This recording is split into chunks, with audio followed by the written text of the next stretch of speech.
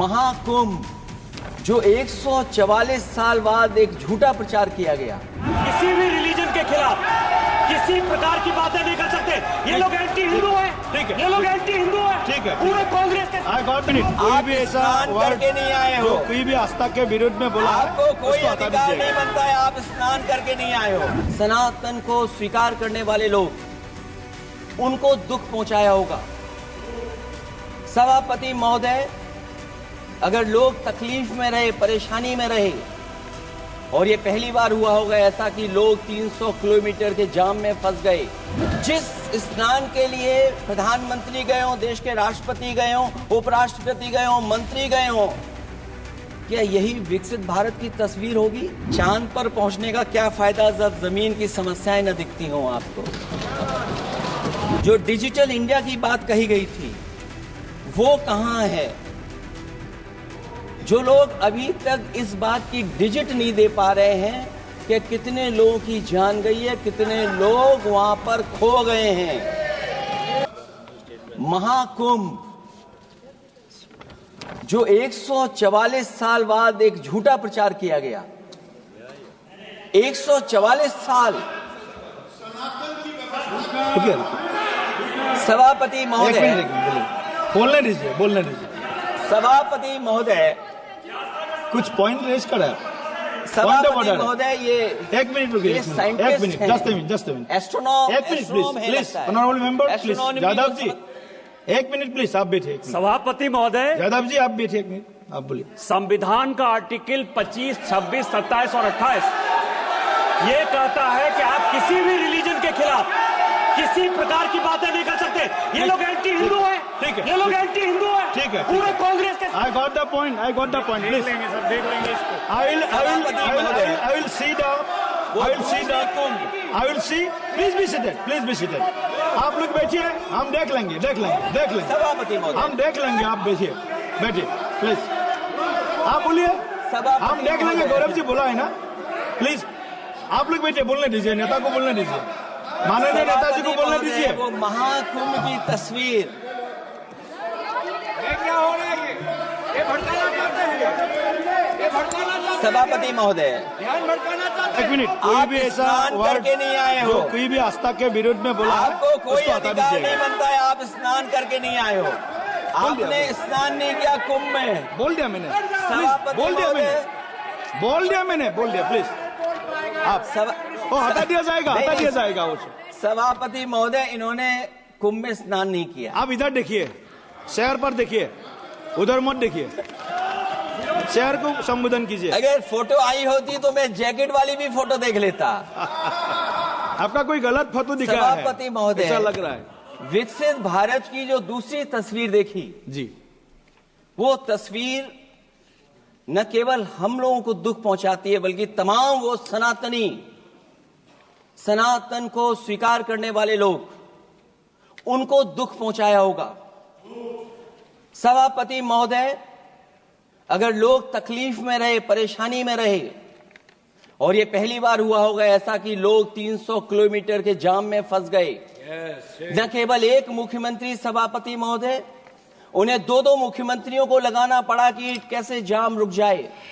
सभापति, इसके साथ साथ इन्हीं के संगठन के लोगों को जब लगा कि वो व्यवस्था नहीं बना सकते, तो इतने दिनों बाद इनके संगठन के लोगों की अपील है कि भारतीय जनता पार्टी के कार्यकर्ता बाहर आए और लोगों को सुविधा दें, परेशानी दें। ये बात तब सभापति आई है जब लोग दुख, तकलीफ, परेशानी की वजह से इनके खिलाफ चिल्लाने लगे, इनके खिलाफ बोलने लगे। सभापति महोदय, मैं ये पूछना चाहता हूं, जिस स्नान के लिए प्रधानमंत्री गए हो, देश के राष्ट्रपति गए हो, उपराष्ट्रपति गए हो, मंत्री गए हो, क्या यही विकसित भारत की तस्वीर होगी? जिसमें आप ट्रैफिक मैनेज नहीं कर पा रहे हैं। आप हर शहर में यह कहा गया कि कोई शहर से निकले नहीं, सबके सब वहीं पर रुक जाएं, आगे नहीं जा सकते, दर्शन नहीं कर सकते। अगर ये सच्चाई नहीं है सभापति महोदय, सब बॉर्डर सील हुए हैं, जितना भारत के लोग सब बॉर्डर सील हुए हैं, और फिर चांद पर पहुंचने का क्या फायदा जब जमीन की समस्याएं न दिखती हों आपको? जमीन की समस्याएं न दिखती हों। और सभापति महोदय, मैं सरकार से जानना चाहता हूं वो ड्रोन कहां हैं? वो जो डिजिटल इंडिया की बात कही गई थी, वो कहां है? जो लोग अभी तक इस बात की डिजिट नहीं दे पा रहे हैं कि कितने लोगों की जान गई है, कितने लोग वहां पर खो गए हैं।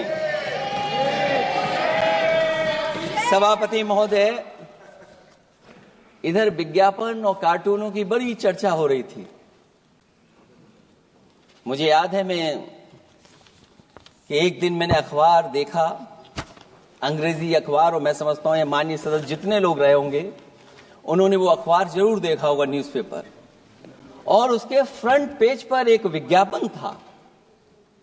और उस विज्ञापन की जो तस्वीर थी उसमें एक जानवर, मुझे पहचान में नहीं आ रहा, वो शायद गधा रहा होगा, वो जेल के अंदर है। मेरा मन नहीं माना, मैंने उसी दिन सरकार को जगाने के लिए लिखा। और मैं आज सभापति महोदय सरकार के माध्यम से जानना चाहता हूं कि डिजिटल इंडिया करते करते साइबर क्राइम, साइबर लूट और डिजिटल अरेस्ट कितना बढ़ गया है।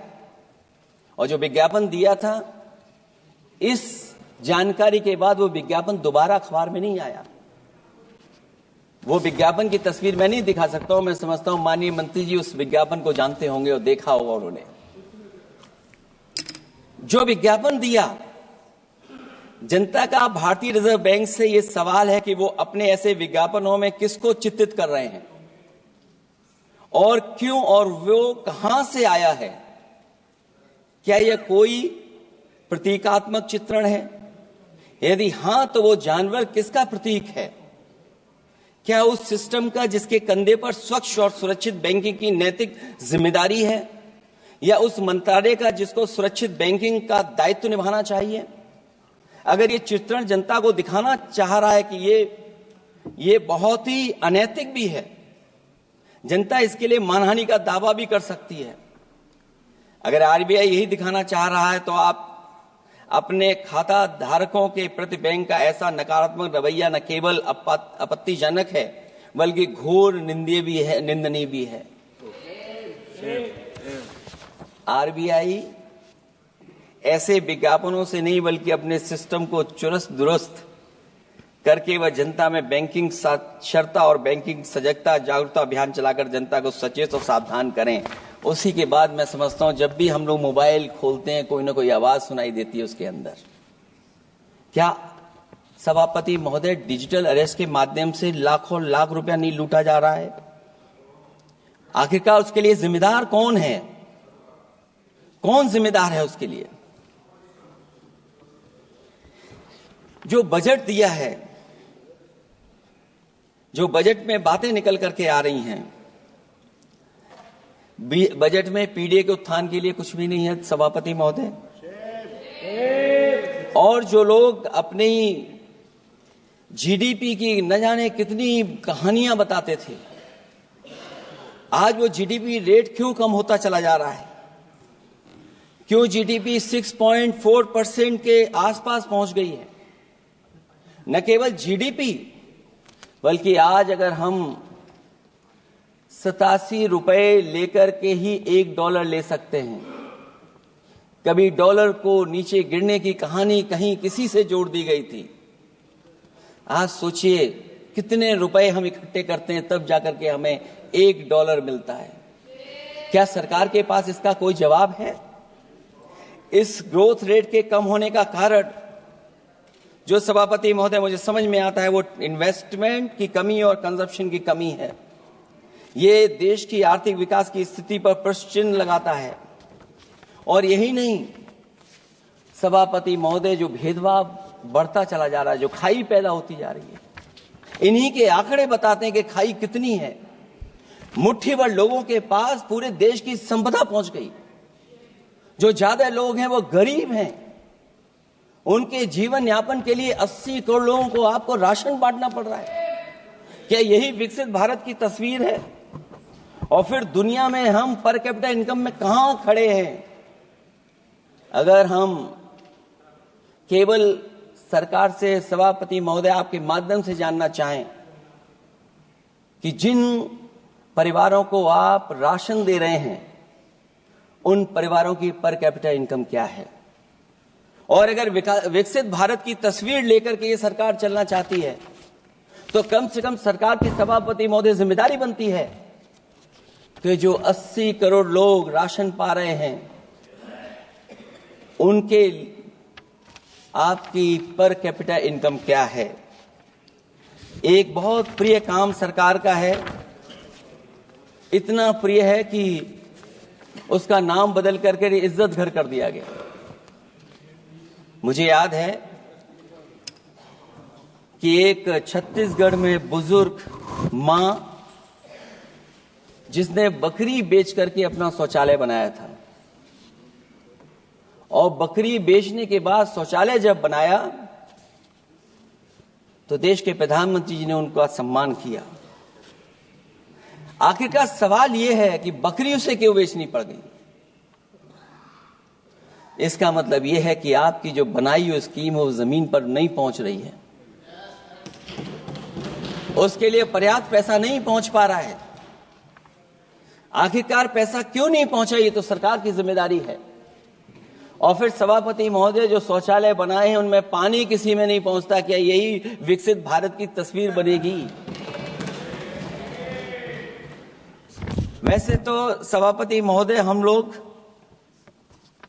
डबल इंजन बहुत सुनते थे, और अब इस बजट में 2 इंजन और बढ़ गए हैं। सभापति महोदय ये 4 इंजन वाला है बजट, 4 इंजन। लगता तो ऐसा है कि ये एक के बाद एक इंजन खराब हो गया होगा, इसीलिए इन्हें 4 इंजन लगाने पड़े हैं। ये जनता को धोखा दे रहे हैं 4 इंजन की बात कर करके, क्योंकि जब उत्तर प्रदेश को देखते हैं तो वहां पर जो डबल इंजन की सरकार चल रही है वो डबल ब्लंडर कर रही है। उनके डबल ब्लंडर देखने को मिलने हमें। और अगर ये 4 इंजन की सरकार है, जो सबसे पहला इंजन है सभापति महोदय वो हमारे किसान और कृषि का है। 10 साल गुजरने के बाद भी और इतने बजट आने के बाद भी आज तक किसानों की आय दोगुनी नहीं हुई। यह हमारे तमाम माननीय सदस्य समय समय पर अपने क्षेत्र की जो समस्या है फसल को लेकर के सवाल खड़ा करते हैं। कई किसान नेता आंदोलन कर रहे हैं, अभी भी आंदोलन चल रहा है। सभापति महोदय, इस सरकार के पास जो विकसित भारत का सपना दिखा रही है, अभी तक किसान की आय दोगुनी कैसे हो उसका कोई रोड मैप नहीं है इनके पास। अगर कोई रोड मैप रहा हो तो बता दें हमें। और फिर एमएसपी की कानूनी गारंटी, सभापति महोदय हजारों किसानों की जान चली गई कि एमएसपी को कानूनी गारंटी मिले, लेकिन आज भी वो गारंटी नहीं मिल पा रही है। क्या यही हमारा विकसित भारत होगा जिसमें किसान को एमएसपी नहीं मिलेगी, उसकी कोई गारंटी नहीं है? जो किसान की आय दोगुनी का सपना ले रहे थे उन्होंने स्वामीनाथन जी को भारत रत्न तो दे दिया, लेकिन उनके कही हुई बातों को अभी तक नहीं पहुंचा पा रहे हैं। जो फसलें दलहन तिलहन बढ़ावा देने के लिए जो मिशन की घोषणा की गई थी, वो क्या मिशन अभी पूरा हुआ है? क्योंकि अभी तक हम लोग तिलहन इंपोर्ट कर रहे हैं। दलहन तिलहन के बारे में पहले बजट से कहा जा रहा है अध्यक्ष महोदय, आज भी हम लोगों को इंपोर्ट करना पड़ रहा है, और उसका परिणाम यह है कि हम अपने किसानों को जो लाभ देना चाहते हैं वो नहीं लाभ दे पा रहे हैं। प्रधानमंत्री धन धान कृषि योजना 100 पिछड़े जिलों के लिए घोषित हुई है, लेकिन इसके लिए कोई बजट नहीं दिया गया है। फल और सब्जी का उत्पादन को बढ़ावा देने के लिए भविष्य में योजना बनाई जाएगी। यही 4 इंजन की बजट है कि फल और सब्जी के लिए बाद में बजट बनाया जाएगा, बाद में बजट घोषित होगी, पॉलिसी क्या होगी वो बाद में तय होगा। कृषि क्षेत्र में रिसर्च और डेवलपमेंट के लिए अधिक धन की आवश्यकता है, शायद इस बजट में अध्यक्ष महोदय वो नहीं दिखाई दे रहा है। कृषि क्षेत्र में कार्यबल करीब 46% है, लेकिन जीडीपी में इसका योगदान केवल 18% है। किसानों की खराब आर्थिक स्थिति को दर्शाता है कि अभी हमारा किसान गरीब है। फसल बीमा योजना, मुझे याद है फसल बीमा योजना को लेकर के न जाने कितना प्रचार किया गया, लेकिन सच्चाई तो यह है कि जब क्लेम करने की बात आती है तो जो आंकड़े बताते हैं वो अभी भी 3% से ऊपर नहीं पहुंच पाए हैं। किसान के कर्ज के कारण किसान आत्महत्या कर रहा है। क्या विकसित भारत की यही तस्वीर होगी कि लाखों लाख किसान हमारा आत्महत्या कर ले? अब तो सुना है कि वो आंकड़े भी आना बंद हो गए हैं। हमें किसान के ऊपर कर्ज और कर्ज के ऊपर कर्ज नहीं बनाना है। जिस तरीके से आप बड़े बड़े उद्योगपतियों का ध्यान रखते हैं कि उनका समय समय पर कर्ज माफ करते हैं, मुझे पूरा भरोसा है कि हमारे देश के किसानों का भी कर्ज माफ होना चाहिए, उनको कर्ज से मुक्ति दिलाना चाहिए। अगर क्लाइमेट चेंज की बात होगी तो सबसे पहले असर अगर किसी पे पड़ेगा तो सबसे पहले प्रभावित अगर कोई होगा तो हमारा किसान प्रभावित होगा।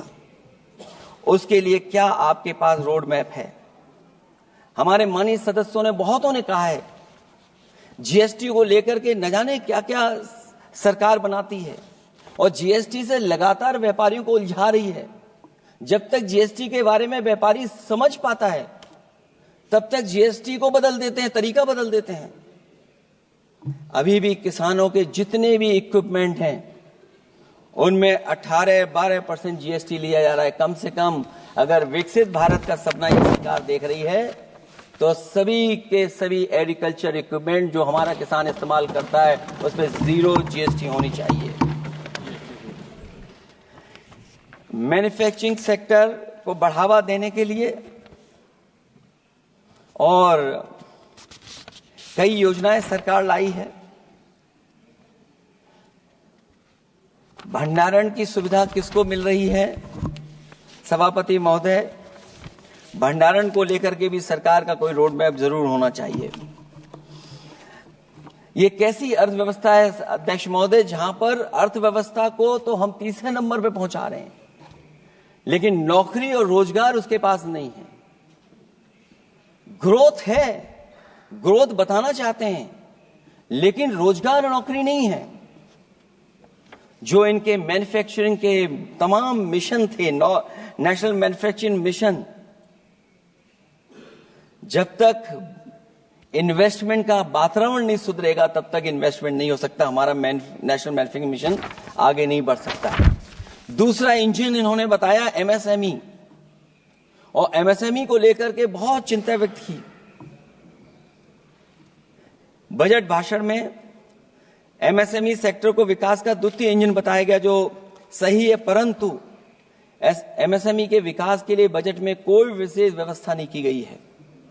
भारत में एमएसएमई के क्षेत्र में 11 करोड़ लोगों को रोजगार प्रदान 11 करोड़ लोगों को रोजगार प्रदान करता है, और इसमें सबसे ज्यादा रोजगार मिलता है जो कि हमारी माइक्रो यूनिट्स हैं। उनके लिए कोई योजना नहीं है, उनको विशेष मदद के लिए कोई प्रावधान न पहले किया गया न इस बजट में किया गया है। मैं केवल यूपी के बारे में कहना चाहता हूं कि यूपी में लगभग 96 लाख एमएसएमईज हैं, लेकिन केवल 14 लाख पंजीकृत हैं। पूरे देश में 6 करोड़ हैं, एमएसएमई के विपरीत केवल 1 करोड़ पंजीकृत हैं। अध्यक्ष महोदय, अगर 96 लाख एमएसएमईज हैं केवल यूपी में, 6 करोड़ पूरे देश में हैं, और पंजीकृत केवल 14 लाख और 1 करोड़ हैं, तो इसका मतलब यह है कि ज्यादातर एमएसएमई सेक्टर को सरकारी योजनाओं का कोई लाभ नहीं पहुंच पा रहा है। मुझे उम्मीद है कि एमएसएमई को लाभ पहुंचाने के लिए सरकार जागरूक होगी और अपनी डबल इंजन सरकारें जहां जहां चल रही हैं उनको जगाने का भी काम करेंगे। अध्यक्ष महोदय, एक समय ऐसा भी था जब लोग बजट के आने पर खुश होते थे, क्योंकि बजट नई उम्मीद जगाता था, देश और जनता को आगे की ओर ले जाता था। लेकिन भाजपा सरकार के बजट में न देश के विकास के लिए कुछ होता है, न जनता की तरक्की के लिए। बजट मायूसी लेकर नहीं आना चाहिए। बजट देश का आर्थिक मानचित्र होता है। वो दर्शाता है कि किस तरह पूरे देश का संतुलित, मतलब हर राज्य का बराबर विकास हो, और जो भी राज्य या क्षेत्र भौगोलिक, शैक्षिक, सामाजिक, राजनीतिक कारणों से पिछड़ गया है, उसके लिए कैसे प्रावधान किए जाएं जो वो भी मुख्य धारा से जुड़ सके। वर्तमान में बैलेंस डेवलपमेंट की नीति पिछड़ती जा रही है। मैंने कई मौकों पर कहा है और आज फिर दोहरा रहा हूं कि अध्यक्ष महोदय, सच्चा विकास वही होता है जो भेदभाव मिटाता है। अच्छा बजट किसी देश को हर दिशा में विकास का रास्ता तैयार करता है। इन्हीं अर्थों में बजट लोकतांत्रिक होता है, जो समाज के हर वर्ग के लिए लाभकारी होता है। ये सबसे आखिरी व्यक्ति को ताकत देकर के उसे आर्थिक मुख्यधारा से जोड़ता है। ये बजट होता है। और मैं तो कहूंगा अध्यक्ष महोदय, मिट जाए अमीरी गरीबी के बीच की वो सब खाई जिसमें भेदभाव और गैर बराबरी की जड़ें जमाई। बजट के अंदर उसके लिए हमेशा एक दिल धड़कना चाहिए, जो आज भी भूख के सूचकांक के आंकड़े बनाकर देश के दिखावटी विकास के सच का भंडाफोड़ कर रही है। भूख मिटे, महंगाई घटे, यही बजट का सबसे बड़ा नारा होना चाहिए। निर्बल को सबल बनाना, निराशा को आशा में बदलना ही बजट का मानवीय पहलू होना चाहिए। बजट का सबसे बड़ा सिद्धांत कमजोर के प्रति हमदर्दी होना चाहिए। बजट बनाने की सोच किसी या कुछ लोगों को लाभ पहुंचाने की नहीं होनी चाहिए, बल्कि इंसानियत के नजरिए की उसी बुनियाद होनी चाहिए। यदि बजट के आने से निर्बल सबल बनता है तो समझो बजट अपने उद्देश्यों से सफल हुआ है, नहीं तो उसे असफल ही माना जाना चाहिए। अध्यक्ष महोदय, रोटी की भूख किसानों को विश्वास में लेकर ही मिटाई जा सकती है। और मैंने पहले भी कहा, फिर दोहराता हूं उन बातों को। किसान को फसल का सही दाम दिलवाना और उसे बीज, खाद, पानी का इंतजाम करना, आवारा पशुओं से उनकी फसलों को बचाना। और ये आवारा पशुओं को अध्यक्ष महोदय मैं इसलिए कहना चाहता हूं, उत्तर प्रदेश के चुनाव में देश के प्रधानमंत्री जी आए थे, उन्होंने कहा था कि मैंने एक रोड मैप बनाया है और 2 हफ्ते मुझे लगेंगे, सरकार बनवा दीजिए, एक भी जानवर सड़क पर नहीं दिखाई देगा और किसान की जान नहीं जाएगी और न खेतों की बर्बादी होगी। लेकिन अध्यक्ष महोदय, मैं उत्तर प्रदेश के माननीय सदस्य चाहे इधर के हों उधर के हों, वो जानते होंगे कि इस तकलीफ और परेशानी से अभी भी किसान उभर नहीं पाया है और आज भी खेतों को उसे चार दीवारी या तारों से जोड़ करके चलना पड़ रहा है। फसलों को बचाना सरकार की प्राथमिकता होनी चाहिए। इस मामले में जुमलेबाजी और झूठे वादे अच्छे नहीं। आंकड़े बताते हैं कि देश में बहुत सारे ऐसे कारोबार हो रहे हैं जो कारोबार बढ़ते चले जा रहे हैं। कई उद्योगपति कई गुना कारोबार से लाभ उठा रहे हैं। कई विदेशी कंपनियां इस धंधे में अरबों कमा रही हैं, लेकिन आलू का किसान इस लाभ से वंचित है। जहां अध्यक्ष महोदय, बिहार के लिए मुनक्का को लेकर के अगर वोट बढ़ाए, मैं उसका स्वागत करता हूं। मखाने को लेकर के एक कदम आगे चला गया, मैं दूसरे स्टेट में पहुंच गया अध्यक्ष महोदय। लेकिन मखाने का जो बोर्ड बनाए, लेकिन हमारे साथियों मखाने का ध्यान रखना, जिस तरीके से पॉपकॉर्न का मीठे और नमकीन में जीएसटी में हेरफेर हो गया है, कहीं आपके मखाने में भी मीठे का जीएसटी अलग हो, नमकीन का अलग हो, गुड़ वाले का अलग हो मखाने में। हाँ, कहीं वैसा ही ना करेंगे। आज किसान का आंदोलित होना सरकार की विफलता का सबसे बड़ा उदाहरण है। सरकार और किसान के बीच भरोसे के बिना भूख नहीं मिटाई जा सकती है। समय पर बीज, खाद को मिलना, कृषि ऋणों को माफ होना, एमएसपी दिलवाना सरकार का दायित्व है। वो इससे बच नहीं सकती। किसानों के हिस्से में काले कानून नहीं, सतरंगी भविष्य आना चाहिए और ये सरकार काले कानून ला करके हमारे किसानों को अपमानित करना चाहती है। वहीं अध्यक्ष महोदय, हमारे मानव संसाधन के लिए स्वास्थ्य एक बड़ी चुनौती है। चिकित्सा स्वास्थ्य में सुधार होना बेहद जरूरी है। आज के समय की सबसे बड़ी जरूरत है कि हर शरीर को पोषक आहार मिल सके, कार्य की दशाएं अच्छी हों, वर्क लाइफ बैलेंस सही हो, जिससे मानसिक रूप से भी लोग स्वस्थ रहें। इसके अलावा पर्यावरण को भी अब स्वास्थ्य के बड़े कारक के रूप में लेना होगा। एनवायरनमेंट को हेल्थ फैक्टर के रूप में देखना होगा। हर तरह के प्रदूषण को रोकना होगा, हरियाली बढ़ानी होगी। साथ ही एक बात और अहम है, और वह है हर तरफ नकारात्मकता, नफरत का प्रचार। इससे इंसान के अंदर निगेटिविटी आती है, आपस का विश्वास और सौहार्द टूटता है। इसके परिणाम स्वरूप इमोशनल सपोर्ट सिस्टम फेल होने लगता है। फेक न्यूज लोगों को मानसिक रूप से धीरे धीरे बीमार बना रही है। इसे हर हाल में रोकना होगा। और अध्यक्ष महोदय, इसमें विपक्ष से ज्यादा सरकार की जिम्मेदारी है, क्योंकि कई मौकों पर हम लोग देखते हैं कि सरकार जितना अपने आप का प्रचार करना चाहती है, उससे ज्यादा दूसरों को कैसे बदनाम किया जाए उसके लिए प्रचार करती है। ये शायद सरकार की जिम्मेदारी बड़ी बनती है। इससे देश के मानव संसाधन में जो जानबूझ करके आपसी अविश्वास बढ़ाया जा रहा है और समाज में सौहार्द को भी जानबूझ करके घटाया जा रहा है, जिससे कुछ लोग अपनी सियासी रोटियां सेक सकें, इसके लिए सख्त कानून लाना चाहिए। अध्यक्ष महोदय, एक तरफ सरकार लोगों को सही इलाज नहीं दे पा रही है, दूसरे जीवन और स्वास्थ्य बीमा पर भी टैक्स लग रहा है। सरकार मुनाफा कमाने के लिए नहीं बनती है, बल्कि जनता के कल्याण के लिए बनती है। ये बात कुछ लोगों को याद रखनी चाहिए। अगर आप अध्यक्ष महोदय, अगर काम है भी तो सही दाम नहीं मिल रहा है। ये बात अगर एक पढ़े लिखे युवा के लिए सही है, तो एक मजदूर के लिए भी दिन भर कमर तोड़ मेहनत तो करता है, लेकिन उतना पैसा मजदूरी में नहीं पाता है कि अपनों का अपना पेट भर सके। आज जबकि देश की अधिकांश आबादी युवा है, ऊर्जा से भरी हुई है, कुछ करना चाहती है, ऐसे में सरकार को सिर्फ ये करना है कि वो देश के कारोबारी वातावरण और व्यावसायिक व्यवस्था का निर्माण करे, लोगों के टैलेंट को पहचाने, उसकी सच में स्किल मैपिंग करे, जिससे युवा को प्रतिभाओं के अनुसार उसको काम रोजगार मिल सके, जिससे युवाओं को देश के निर्माण में अपना योगदान करने का मौका मिले। अध्यक्ष महोदय, जब से ये सरकार बनी है, महंगाई बढ़ती चली जा रही है। महंगाई कहां पहुंच गई है सरकार को बेहतर पता है, आकलन है उनको। इसलिए अध्यक्ष महोदय, महंगाई एक ऐसी समस्या बनकर उभरी है जिसने हर कौर को भारी बना दिया है। जिस तरह सत्ता में बैठे हुए लोग राजनीतिक चंदे के नाम पर कंपनियों से उगाही कर रहे हैं, दरअसल वो भी दामों के बढ़ने का एक बहुत बड़ा कारण है।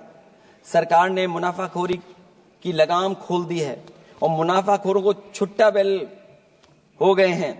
आजाद भारत के इतिहास में भी नोटबंदी और जीएसटी दो सबसे बड़े आर्थिक सुधार हैं। सुधार नहीं बल्कि सबसे बड़े आर्थिक विकार बनकर के उभरे हैं।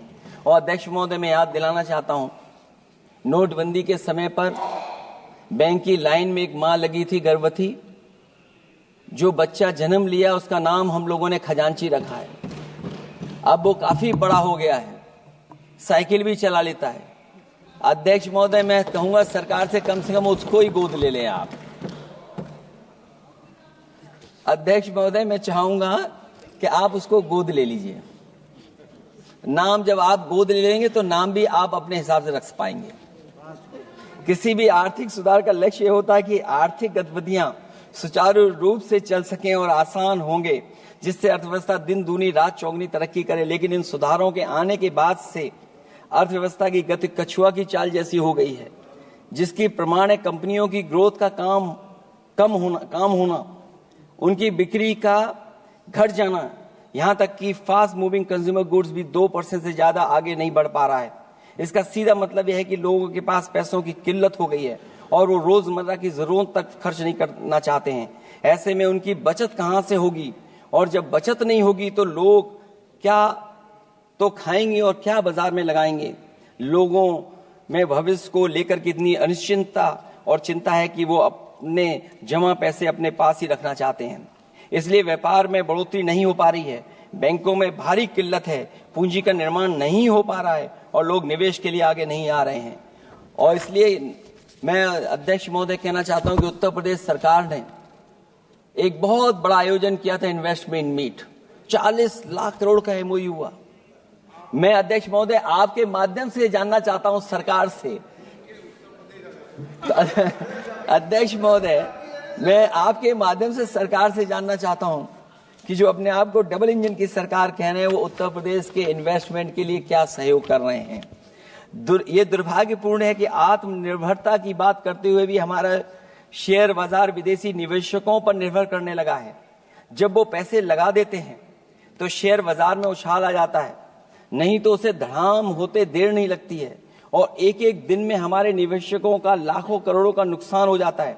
इसका एक बड़ा शिकार हमारी युवा पीढ़ी भी हो रही है, जो देखा देखी में पैसे तो लगा देती है लेकिन शेयर की खरीद फरोख्त से पैसा कमाने वाले बिचौलियों की गहरी चाल को समझ नहीं पाती है। ये खेल बंद होना चाहिए और जिम्मेदारी सरकार की बनती है कि खेल ये बंद हो।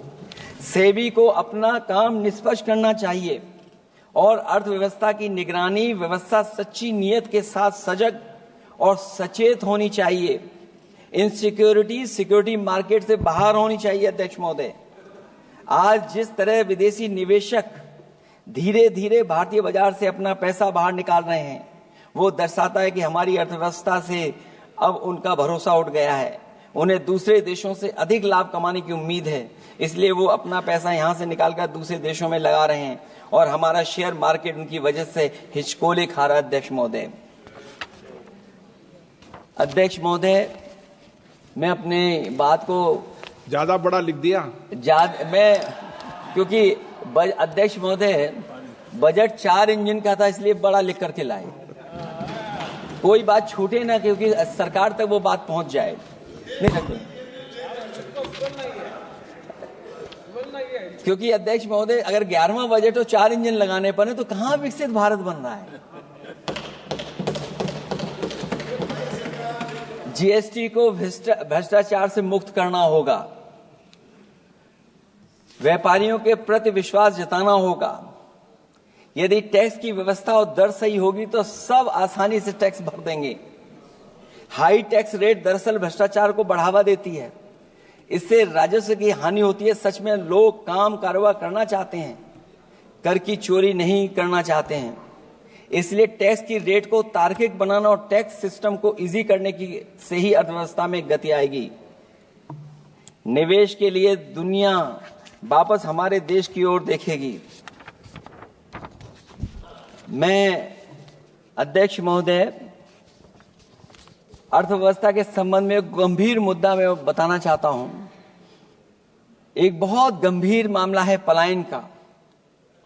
पलायन के मामले में एक बहुत बड़ा विरोधाभास हमारी अर्थव्यवस्था के लिए चुनौती बन रहा है। एक तरफ वो सबसे अमीर वो लोग जो अपनी पूंजी का निवेश करते हैं और दूसरी तरफ सबसे गरीब वो लोग हैं जिनके पास अपने श्रम निवेश करने के अलावा कोई दूसरा रास्ता नहीं है। ऐसे हजारों अरबपति बाहर के देशों में ज्यादा उम्मीद देखते हुए अपनी पूंजी लेकर देश छोड़कर जा रहे हैं। वहीं दूसरी तरफ जो सबसे गरीब लोग हैं वो राज्यों के असंतुलित विकास की वजह से अपने राज्यों से पलायन कर रहे हैं।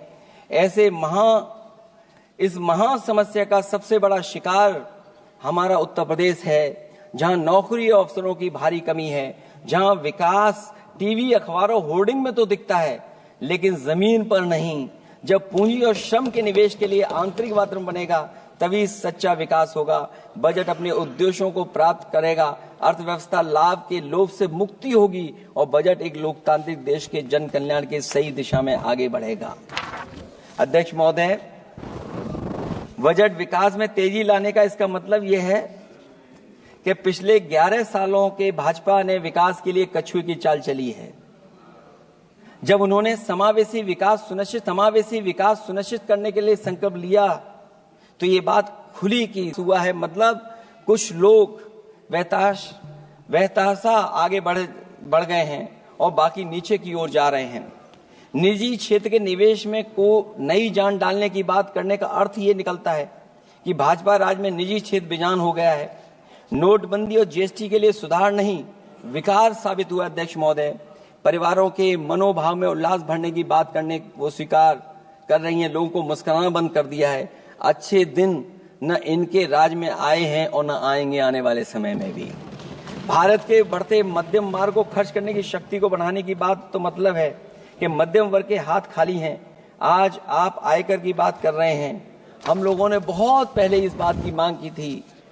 इसलिए कि 12 लाख के कम से कम उनको कर से। वित्त मंत्री जी ने कहा कि हम सब मिलकर के अधिक संपन्नता लाने और विश्व में अपना स्थान बनाने और अपने राष्ट्र की अनंत क्षमता को बढ़ाने के लिए अपनी यात्रा कर रहे हैं। तो उनकी असली मतलब ये था कि वो बस चल रहे हैं। ये यात्रा निरर्थक है। अगर 11 साल बाद भी मंजिल का अता पता नहीं है तो ये यात्रा कौन सी है अध्यक्ष महोदय? जब आपने कहा कि हमारे सामने प्रतिकूल भू राजनीतिक परिस्थितियां हैं, तो अध्यक्ष महोदय ये बताए सरकार कि आपने उन्हीं प्रतिकूलों को क्यों होने दिया, प्रतिकूल परिस्थितियों को क्यों बनने दिया? हमारे संबंध पड़ोसियों से क्यों खराब हुए? हमारी सीमाएं क्यों असुरक्षित हुई? हम क्यों अपनी बात अंतर्राष्ट्रीय पटल पर रखने में कामयाब नहीं हुए हैं? जब आपने कहा कि हमारी अर्थव्यवस्था सभी प्रमुख वैश्विक अर्थव्यवस्थाओं के बीच सबसे तेजी से बढ़ने वाली अर्थव्यवस्था है, तो आप ये क्यों भूल गए कि हमारा रुपया उनके शासनकाल में सबसे निचले स्तर पर पहुंच गया है? सबका विकास का आपका नारा सबका विनाश में कैसे बदल गया है? क्योंकि जब रुपया नीचे जाएगा तो विनाश का ही रास्ता खोलेगा। बड़े से लेकर छोटे उद्योग धंधे दुकानदारी सब चौपट क्यों हो गए हैं? मेक इन इंडिया, मुद्रा योजना, स्किल इंडिया, ये सब नाकामी की किताब के चैप्टर कैसे बन गए? वहां सवाल ये कि कैसे व्यापार कारोबार केवल कुछ लोगों के हाथ में ही सिमट गया और बाकी सबका काम धाम क्यों मिट गया?